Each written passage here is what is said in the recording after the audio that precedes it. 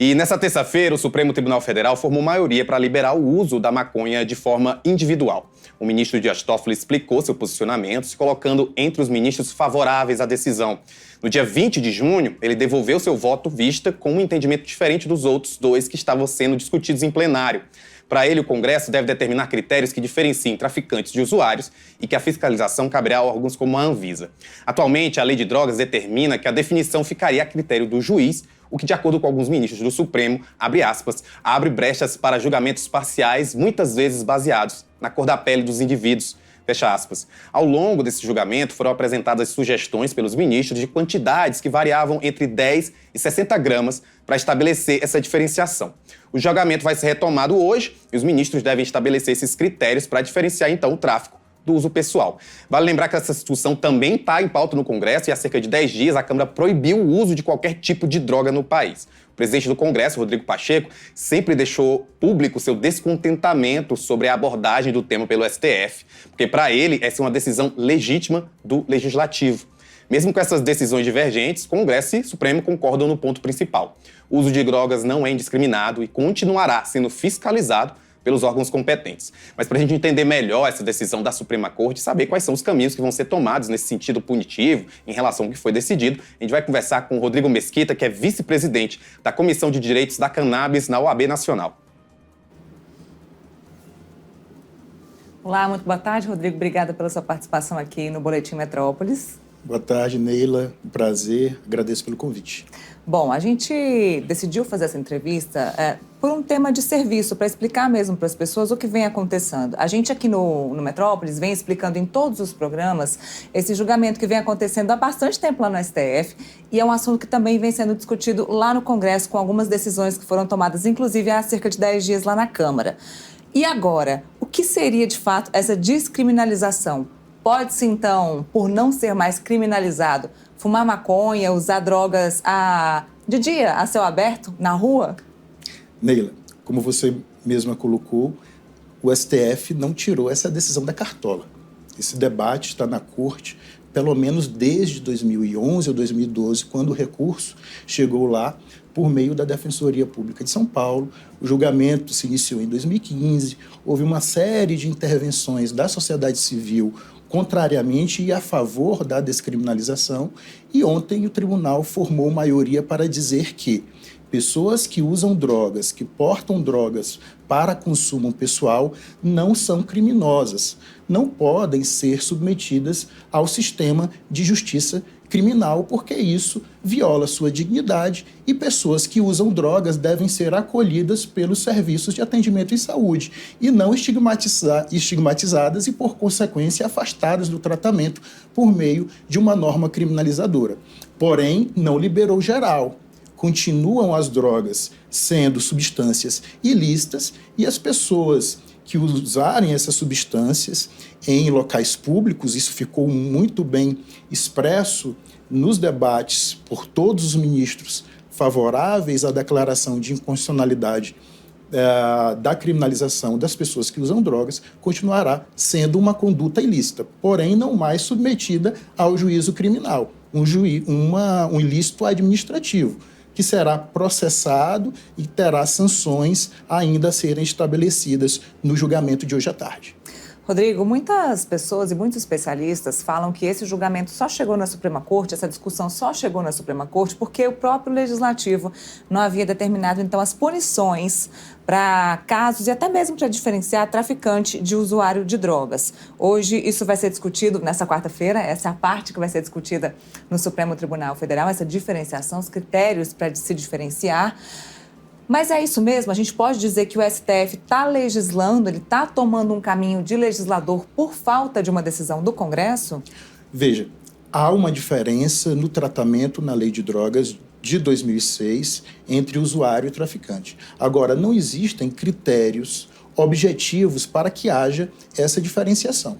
Com a declaração da inconstitucionalidade pelo tribunal, para que essa decisão não seja utilizada de maneira perversa, qual perversidade? Por exemplo, pegar qualquer usuário e dizer, olha, está descriminalizado, eu discordo disso, eventualmente um agente de segurança, um juiz, um promotor, vou enquadrar isso como tráfico, porque eu discordo da decisão do Supremo, para que não haja esse tipo de perversidade eventual do sistema que será contrária à própria razão da declaração de inconstitucionalidade. Diante desse vácuo resultante da declaração de inconstitucionalidade, o Supremo não só pode, como deve estabelecer esses critérios objetivos até que sobrevenha uma diferenciação mais objetiva e clara pelos outros órgãos competentes, como o próprio Congresso Nacional, que editou, que aprovou a Lei de Drogas, pela Anvisa, pelo Conselho Nacional de Justiça, que serão também procedimentos estabelecidos na conclusão do julgamento de hoje à tarde. Ou seja, o STF não está legislando, ele está atuando pontualmente para que a sua decisão tenha executoriedade e não seja vulgarizada em sua aplicação e que o resultado seja contrário àquilo que a própria Corte construiu no julgamento. Agora, a gente que vem acompanhando o Supremo e esse julgamento lá desde 2015, a gente viu que o próprio relator, o ministro Gilmar Mendes, mudou o posicionamento dele no quesito quantidade para se diferenciar traficante de usuário. A gente viu aí falando sobre 6 plantas fêmeas, de 10 gramas até 40 gramas. Houve essa discussão aí nesses últimos anos dessa quantidade de drogas que poderia, de maconha especificamente, que poderia ser portado. Isso vai ser também, deve ser determinado pelo Supremo Tribunal Federal. Mas o ministro Barroso ele tocou num ponto importante, na verdade, 2 pontos importantes. Um é de que a pessoa não vai ser punida pelaquela quantidade específica de droga que ela vai ser pega com ela. E um outro ponto importante que ele tocou é que, dependendo da escala e do padrão de vida daquela pessoa, de onde ela mora, da cor da pele, isso, inclusive, pode pesar contra aquela pessoa, que isso também seria fato importante nesse julgamento. Então, essa quantidade de droga, isso de fato vai ser importante para determinar se é usuário ou se é traficante? Neila, novamente o tribunal não tirou da própria cabeça esses dados. Esses dados foram para o processo por meio de uma intervenção qualificada de diversos atores da sociedade civil, da academia brasileira, estudos diversos, interdisciplinares, produzidos por organizações, por instituições de pesquisa, por universidades, chegaram ao processo, seja de maneira oral, nas sustentações lá em 2015, seja por meio de memoriais, e o tribunal teve, então, alguns parâmetros, eles muito bem colocados, sintetizados no voto do ministro Alexandre de Moraes, que foi ministro da Justiça, não é? E, a partir dali, se identificou que determinados perfis, atravessados pelas condições de classe, de raça, local de moradia e perfis de uso, quantidade de droga que era apreendida com essas pessoas, variava muito a depender justamente desses marcadores. Pessoas mais ricas, pessoas mais pobres, pessoas de pele mais escura, pessoas brancas. E isso é absolutamente anti-isonômico. Para dar uma solução a isso, o tribunal, utilizando-se desses dados levados ao processo, vai decidir hoje o que seria a média da quantidade de substância que daria aos juízes, aos órgãos de segurança pública, ao Ministério Público, enfim, a todo o sistema de justiça, parâmetros para se presumir pela conduta do usuário e não do traficante. Claro, uma presunção aí relativa, como o próprio tribunal já deixou isso muito bem expresso nos votos de diversos ministros.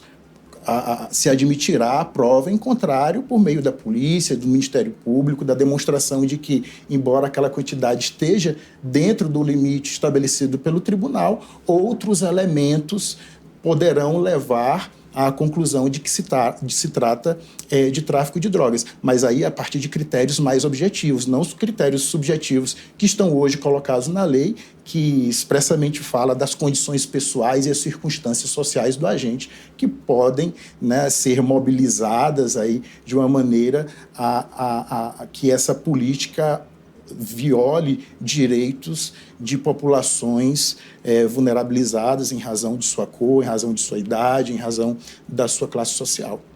falando em abrangência dessa decisão e no que ela pode causar de consequência, a gente não falou, nos últimos dias a gente veio falando pouco a respeito das pessoas que usam a cannabis para meio medicinal, para um fim medicinal. Isso pode ajudar essas pessoas para que elas não tenham que entrar com ação na justiça, custear ação na justiça para que elas possam usar esses medicamentos. De que forma isso vai ser lidado baseado nessa decisão do Supremo Tribunal Federal? Neila, essa decisão é pertinente também porque tangencia esse debate. Atualmente, o Conselho Nacional de Política sobre Drogas tem um grupo de trabalho instalado onde se debate uma proposta de regulamentação do cultivo de cannabis para fins medicinais e científicos, que é um direito já previsto na nossa legislação, já aprovado pelo Congresso Nacional. Eu sou representante da OAB Nacional no CONAD, que é um órgão do Ministério da Justiça, e sou relator desse grupo de trabalho. E posso te dizer que sim, a decisão de hoje, a ser concluída hoje, pelo Supremo Tribunal Federal, pode ter um impacto muito positivo, especificamente para aquelas pessoas que necessitam cultivar cannabis para fins medicinais e, em razão disso, têm que buscar o judiciário para que ele declare que aquela conduta não é ilícita e que essas pessoas tenham um salvo-conduto para não serem presas em razão de cultivar cannabis para o próprio tratamento de saúde, não é? Então, não sendo mais crime, por exemplo, o cultivo de uma determinada quantidade de plantas de cannabis, não haverá mais essa confusão, né, que poderá eventualmente violar o direito dessas pessoas que precisam realizar um tratamento medicinal. Então, espero, acredito que das consequências desse julgamento será uma maior segurança jurídica para as pessoas que hoje precisam cultivar cannabis para fins medicinais. Para a gente terminar a nossa entrevista, um ponto principal, você falou em confusão, está tendo essa discussão no STF, mas também no Congresso Nacional, como a gente já falou. Quando se encerrar essa discussão no Congresso e também no Supremo Tribunal Federal, qual a decisão que vai acabar valendo? Neila, é preciso dizer que o Supremo Tribunal Federal está julgando um processo a partir de uma provocação de uma parte, de uma pessoa representada pela Defensoria Pública do Estado de São Paulo. O STF não está, pela própria vontade, decidindo a respeito desse tema. Segundo ponto, a declaração de inconstitucionalidade de uma norma é função típica de uma Corte Constitucional. Então, o STF não está atropelando nenhum outro poder. Da mesma maneira que o Congresso Nacional também tem legitimidade para discutir esse tema da criminalização do uso de drogas, não apenas no nível de uma lei federal, como é a lei de drogas, mas também a nível constitucional.